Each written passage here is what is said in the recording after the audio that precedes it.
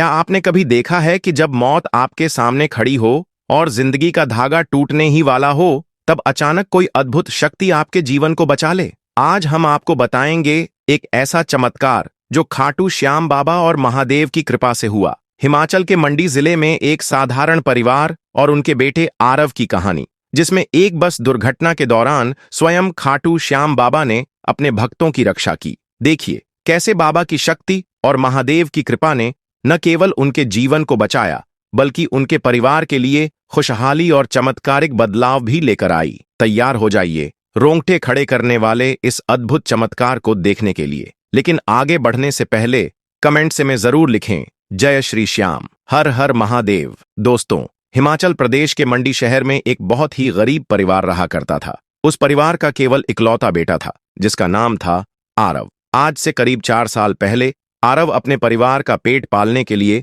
मुंबई शहर आया। उसका मकसद साफ था, कमाकर परिवार की जरूरतें पूरी करना। लेकिन मुंबई में मजदूरी करना आसान नहीं था। मेहनत बहुत थी और कमाई इतनी कम कि पूरे परिवार का पेट भरना भी मुश्किल था।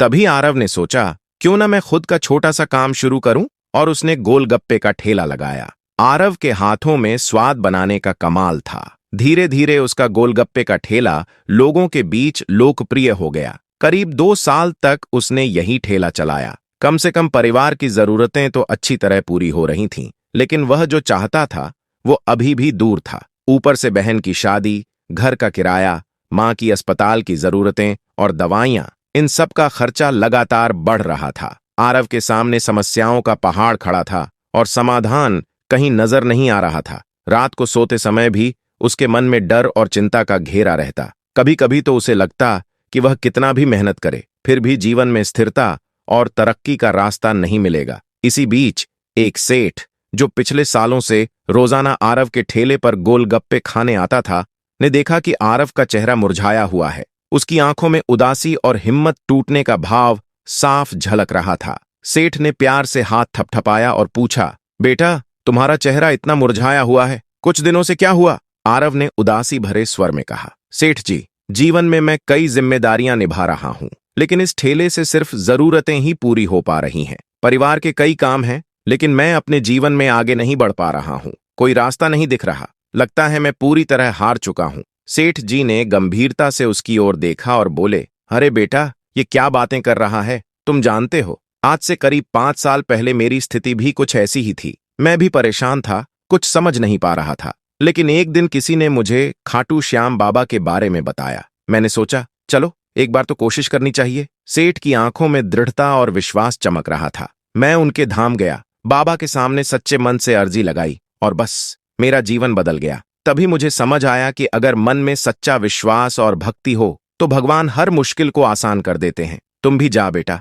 खाटू श्याम जी के मंदिर जाओ, बाबा के दर्शन करो, अपने मन से उन्हें याद करो। वहां जाकर तेरा भी काम जरूर बनेगा। आरव ने सेठ की बात मान ली। उसने एक दिन की दुकान की छुट्टी ली और खाटू श्याम मंदिर दर्शन के लिए निकल पड़ा। मंदिर जयपुर के पास था, लेकिन आरव का मन ज्यादा उत्साहित नहीं था। वह सोच रहा था, शायद कोई सामान्य भगवान का मंदिर होगा, मैं बस माथा टेक कर आ जाऊंगा। लेकिन जैसे ही वह खाटू नगरी में कदम रखा, जिस खाटू श्याम बाबा को वह पहले नहीं जानता था, अब शहर में कदम रखते ही उसकी आंखों में अनजाने में आंसू छलकने लगे, मानो वह सालों से बिछड़े अपने पिता के पास जा रहा हो। उसकी भावनाओं का पलटाव देखकर ऐसा लग रहा था कि जैसे उसके मन का हर बोझ उसी क्षण हल्का हो गया हो। आरव का मन उस समय भावनाओं से भर गया था। जैसे जैसे वह मंदिर के पास पहुंचा, आसपास के लोग जोर जोर से हारे के सहारे की जय के नारे लगा रहे थे। मंदिर की गलियों में फैली इत्र की खुशबू, घंटों की मधुर ध्वनि और भक्तों का जोश उसे अंदर ही अंदर बहुत मोहक लग रहा था। वह कदम कदम पर भावुक हो रहा था। उसकी सांसें तेज हो गई थीं और दिल धड़क रहा था। और जैसे ही वह बाबा खाटू श्याम के मंदिर में पहुंचा, उसकी नजरें सीधे खाटू श्याम बाबा पर टिक गईं। बाबा की प्रतिमा पर पड़ते ही उसके भीतर एक अजीब शांति और सुकून का अनुभव हुआ, जैसे कि सारे दुख, सारे डर, सारी निराशा एक क्षण में गायब हो गई। उसकी आंखों से अनवरत आंसू बहने लगे। उसका मुंह एक शब्द भी नहीं बोल पा रहा था। वह सारी मन्नतें भूल गया। जो वह मांगने आया था, उसे मांगने की शक्ति भी खो बैठा। बस केवल रोता रहा। ऐसा लग रहा था मानो वह सालों बाद अपने पिता से मिल रहा हो, उस क्षण उसने महसूस किया कि बाबा खाटू श्याम की आंखों में उसके लिए असीम स्नेह और करुणा थी। मंदिर में मौजूद हर व्यक्ति की भक्ति, हर मंत्र, हर आवाज उसके हृदय को छू रही थी। जैसे ही उसने आसपास देखा, उसने पाया कि लोग भी अपने अपने दुख और इच्छाओं के साथ बाबा के सामने झुके हुए हैं। लेकिन वहां का माहौल इतना पवित्र और शांत था कि हर कोई अपनी समस्याओं को भूलकर केवल बाबा की भक्ति में लीन था। आरव ने धीरे धीरे अपने सिर को झुकाया और मन ही मन कहा, बाबा, मुझे सही मार्ग दिखाइए, मेरे परिवार की रक्षा कीजिए और मेरी मेहनत में सफलता दें। वह शब्द बोल भी नहीं पा रहा था, लेकिन उसकी आत्मा से निकलती पुकार सीधे बाबा के हृदय तक पहुंच रही थी। उस समय उसे ऐसा लगा कि बाबा ने अपनी दृष्टि से उसके जीवन की हर चिंता को छू लिया और उसे नया जीवन देने का वचन दे दिया। आरव वहीं कुछ देर खड़ा रहा, अपनी भावनाओं को संभालते हुए। वह जान गया था कि अब उसके जीवन में कुछ अद्भुत होने वाला है। उसके भीतर विश्वास और भक्ति की एक नई आग जगी थी और यही पल उसकी जिंदगी का सबसे महत्वपूर्ण मोड़ बन गया। कुछ लम्हों तक बस बाबा को निहारते हुए वह वहीं खड़ा रहा। तभी मंदिर के सुरक्षा कर्मियों ने उसे आगे जाने के लिए कहा। बाहर आते ही वह खुद को संभाल नहीं पा रहा था। उसने तुरंत सेठ को फोन लगाया और कांपती आवाज में कहा, आज मुझे तो मेरे पिता के दर्शन हो गए, लेकिन मैं अपने लिए कुछ मांग नहीं पाया और न ही अपने परिवार के लिए कुछ। सेठ ने आरव को समझाया,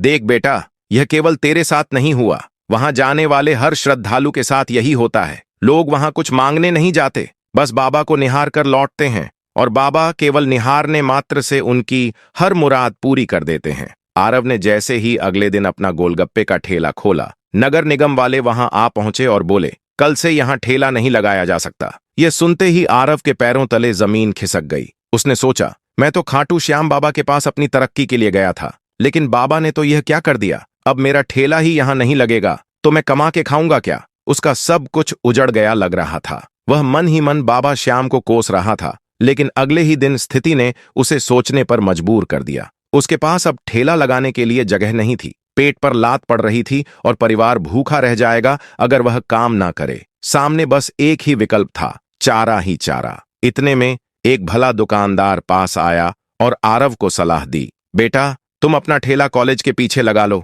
वहां नगर निगम तुम्हें परेशान नहीं करेगा और तुम आसानी से अपना ठेला चला पाओगे।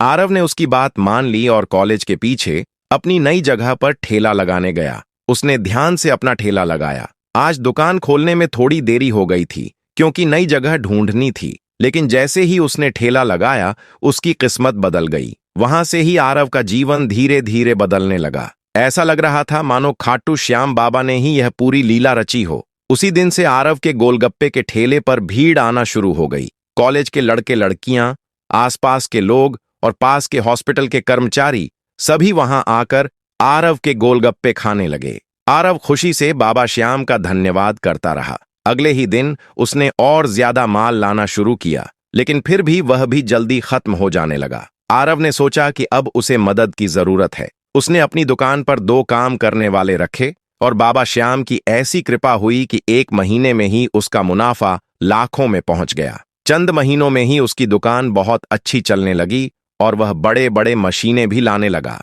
ग्राहकी इतनी बढ़ गई कि उसने पास में ही किराए की एक दुकान ले ली। महीने का 20,000 रुपए वह किराए में दे रहा था, लेकिन मुनाफा लाखों में होने लगा। बाबा श्याम की कृपा से उसकी पूरी जिंदगी ही बदल गई थी। करीब 1 साल के भीतर ही उसने अपनी बहन की शादी कर दी और अपने ही शहर में घर भी ले लिया। इतने बड़े बदलाव के बाद आरव ने सोचा कि अब तो बाबा श्याम के दरबार जरूर जाना चाहिए। उसने अपने पूरे परिवार से कहा, तैयारी कर लो, अब हम खाटू श्याम बाबा के मंदिर जाएंगे। जब घर का मुहूर्त हुआ, अगले ही दिन सभी लोग खाटू श्याम बाबा के मंदिर जाने की तैयारी में जुट गए। आरव ने अपने पूरे परिवार को बस के माध्यम से मंदिर ले जाने की योजना बनाई। सुबह सुबह बस घर पर खड़ी थी, लेकिन इन दिनों लगातार बारिश हो रही थी। फिर भी आरव और उसका परिवार अपने उद्देश्य के लिए पूरी उम्मीद और आस्था के साथ निकल पड़े। लेकिन खाटू श्याम बाबा के मंदिर जाना मतलब बस जाना ही जाना था। सभी लोग बस में बैठकर मंदिर की ओर बढ़ रहे थे। घर से निकलने के मात्र 1 घंटे बाद ही पानी बहुत तेजी से बहने लगा और नदी का जल स्तर खतरनाक रूप ले चुका था। फिर भी बस में बैठे लोग हारे के सहारे की जय के नारे लगाते रहे। आरव आगे की सीट पर बैठा था और बस में बाबा खाटू श्याम के भजन बज रहे थे, जो माहौल को और भी भक्तिमय बना रहे थे। लेकिन अगले ही पल एक भयानक हादसा आरव और उसके पूरे परिवार के सामने आने वाला था। हिमाचल की पहाड़ियों से नीचे उतरते हुए अचानक धड़कने लगी। छोटे छोटे पत्थर धड़ाम से रोड पर गिरने लगे। ड्राइवर ने तुरंत ब्रेक लगाया। बस के ऊपर भी चट्टानों के छोटे छोटे टुकड़े गिरने लगे और सभी लोग डर के मारे सहम गए। इतने में अचानक एक बहुत जोर की आवाज आई, मानो कोई विशाल पत्थर ऊपर से नीचे गिर रहा हो। लेकिन अचानक वह आवाज रुक गई। ड्राइवर ने साहस जुटाया और बस को धीरे धीरे आगे बढ़ाया और सुरक्षित जगह पर रोका। जब आरव और बाकी यात्री बाहर निकले और पीछे मुड़कर देखा तो उनकी आंखों के सामने अद्भुत दृश्य था। वह विशाल चट्टान केवल एक पतले से पेड़ पर टिकी हुई थी। अगर वह पेड़ वहां नहीं होता तो आज आरव और उसका पूरा परिवार उस चट्टान के नीचे दबकर मर जाता। यह दृश्य किसी चमत्कार से कम नहीं था। जैसे ही बस धीरे धीरे आगे बढ़ी, वही विशाल चट्टान अचानक नीचे गिर पड़ी। वह पूरे रास्ते को तोड़ते हुए नदी में समा गई। चंद ही लम्हों में ऊपर से पूरी पहाड़ी सड़कों और हाईवे पर टूटकर गिर गई और सड़क मार्ग पूरी तरह से तबाह हो गया। आरव और उसके परिवार ने अपनी आंखों से मौत का यह भयानक मंजर देखा। लेकिन बाबा खाटू श्याम की कृपा ऐसी हुई कि वह भारी चट्टान उस पतले पेड़ के सहारे टिकी रही। अगर वह पेड़ वहां नहीं होता तो आज यह चट्टान सब कुछ तबाह कर देती। ऐसा प्रतीत हो रहा था कि उस पेड़ में स्वयं बाबा खाटू श्याम का वास था, जिन्होंने अपने भक्त की पुकार सुनकर उसके पूरे परिवार की रक्षा की। इसके बाद आरव अपने परिवार के साथ सकुशल खाटू श्याम बाबा के मंदिर पहुंचा। कांपते हुए हाथ जोड़कर उसने कहा, बाबा, यह आपकी ही कृपा थी, वरना आज हमारा नामो निशान मिट जाता। यही है खाटू श्याम बाबा का चमत्कार, यही उनकी महिमा। जो भक्त सच्चे मन से पुकारता है, उसका जीवन चाहे कितना भी तूफानी क्यों न हो, बाबा अपनी कृपा से उसे थाम ही लेते हैं। आरव ने अपनी जिंदगी में हुए इस बड़े चमत्कार को और गरीबी से बाहर आने की इस अद्भुत घटना को साझा किया। आज वही आरव जो कभी मजदूरी करता था, एक बड़ा कारोबारी बन चुका है। यही है बाबा खाटू श्याम की आरव और उसके परिवार पर हुई कृपा। दोस्तों, आपको यह घटना कैसी लगी?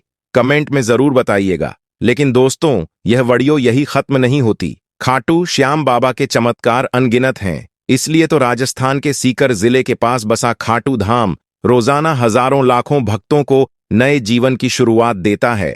यहाँ महज माथा टेकने से ही भक्त की हर मुराद पूरी होती है और जीवन के हर कष्ट दूर हो जाते हैं। इतना ही नहीं, इतिहास में भी खाटू श्याम बाबा की महिमा कमाल की रही है। जब महाभारत के दौरान पांडवों और कौरवों के बीच युद्ध हुआ, तब स्वयं श्री कृष्ण जी ने खाटू श्याम से पूछा, हे वत्स, तुम किस ओर से युद्ध लड़ोगे? खाटू श्याम जी ने कहा, मेरा प्रण है कि मैं हमेशा कमजोर पक्ष का साथ दूंगा। जो हारेगा मैं उसी का सहारा बनूंगा। जिस पल देखूंगा कि कोई सेना कमजोर है, मैं उसी की ओर खड़ा हो जाऊंगा। श्री कृष्ण ने पूछा, यदि तुम युद्ध में उतरे तो अंत में क्या होगा? खाटू श्याम जी मुस्कुराए और बोले, प्रभु, पहले मैं कौरवों की सेना देखूंगा। वे अधिक शक्तिशाली होंगे तो मैं पांडवों के पक्ष में खड़ा हो जाऊंगा। लेकिन जैसे ही पांडव कमजोर पड़ेंगे, मैं कौरवों की ओर चला जाऊंगा। यानी कि बाबा ने अपने जीवन का संकल्प केवल धर्म और न्याय के लिए रखा था। और यही कारण है कि आज भी उनके भक्त किसी भी मुश्किल समय में उनसे सहायता पाते हैं। फिर पांडव कमजोर होंगे तो मैं वापस पांडवों के पास आ जाऊंगा। इस प्रकार मैं पक्ष बदलते बदलते अकेला ही युद्ध में रह जाऊंगा और अंततः सिर्फ मैं ही शेष बचूंगा। यह सुनकर श्री कृष्ण जी समझ गए कि यदि खाटू श्याम जी युद्ध में उतरे तो महाभारत का परिणाम किसी के हाथ में नहीं रहेगा। तभी श्री कृष्ण जी ने उनसे एक दान मांगा। अब वह दान था उनका सर। बर्बरिक मुस्कुराकर तुरंत सहमत हो गए, क्योंकि क्षत्रिय वचन और बलिदान से पीछे कभी नहीं हटता। तभी खाटू श्याम जी ने कहा, प्रभु, मेरा सर तो ले लीजिए, लेकिन मेरी इच्छा है कि मैं इस महान युद्ध को देख सकूं। तब श्री कृष्ण जी ने कहा, तथास्तु, तुम्हारा सर जो है वह युद्ध भूमि के एक ऊंचे टीले पर रखा जाएगा और तुम संपूर्ण महाभारत युद्ध को अपनी आंखों से देखोगे। युद्ध के बाद महाभारत का 18 दिन का युद्ध समाप्त हुआ। पांडवों के मन में जिज्ञासा हुई, आखिर इस युद्ध को जीतने वाला कौन था? तो वे बर्बरिक के सर के पास पहुंचे और पूछा, तुम्हारी दृष्टि में विजय कौन है? तब बर्बरिक अर्थात खाटू श्याम जी ने उत्तर दिया, मैंने संपूर्ण युद्ध देखा। हर जगह केवल श्री कृष्ण जी ही दिखाई दिए। कभी सुदर्शन चक्र घुमाते, कभी गधा उठाते, तो कभी अर्जुन के रथ के सारथी बनकर। विजय तो केवल श्री कृष्ण की हुई है, बाकी सब तो उनके हाथों की कठपुतली मात्र है। तभी श्री कृष्ण उनकी भक्ति और बलिदान से प्रसन्न हुए और उनको वरदान दिया कि कल युग में तुम मेरे नाम से पूजे जाओगे। जो तुम्हें सच्चे मन से याद करेगा उसकी मनोकामना पूरी होगी। जो मौत के मुंह से लड़ रहा होगा वहां पर तुम उनकी जान बचाने जाओगे। तुम्हें श्याम के नाम से यानी कि मेरे ही नाम से जाना जाएगा। और तभी आज खाटू श्याम के खाटू धाम में बर्बरिक यानी कि खाटू श्याम बाबा के रूप में पूजे जाते हैं। यही कारण है कि भक्त उन्हें कलयुग के कृष्ण और संकट मोचक के नाम से भी याद करते हैं। दोस्तों, खाटू श्याम बाबा की महिमा इतनी अद्भुत है कि यहाँ आने वाला हर भक्त केवल माथा टेक कर लौटता है, लेकिन उसकी सारी परेशानियां और बाधाएं मिट जाती हैं। बाबा अपने सच्चे भक्तों की रक्षा के लिए हर समय तैयार रहते हैं। चाहे जीवन में कितनी भी मुश्किलें क्यों न हो, संकट में कोई भी अटका हुआ क्यों न हो, श्याम बाबा उसकी हर मुश्किल को दूर कर देते हैं। यहाँ आने वाले भक्त अक्सर बताते हैं कि मात्र बाबा के दर्शन भर से ही उनका मन शांत हो जाता है। जीवन में खोया हुआ विश्वास, टूटते रिश्ते, आर्थिक परेशानियां, सभी कुछ बाबा की कृपा से ठीक हो जाता है। यही कारण है कि हर साल लाखों लाख भक्त यहाँ अपने दुख, संकट और इच्छाओं के साथ आते हैं और नए जीवन की शुरुआत करके लौटते हैं। अगर आपको यह कहानी और बाबा की महिमा पसंद आई हो तो वीडियो को लाइक करें, अपने दोस्तों और परिवार के साथ जरूर शेयर करें और हमारे चैनल को सब्सक्राइब करना ना भूलें। आप सभी को बाबा खाटू श्याम की कृपा सदैव प्राप्त हो। जय श्री श्याम। हर हर महादेव।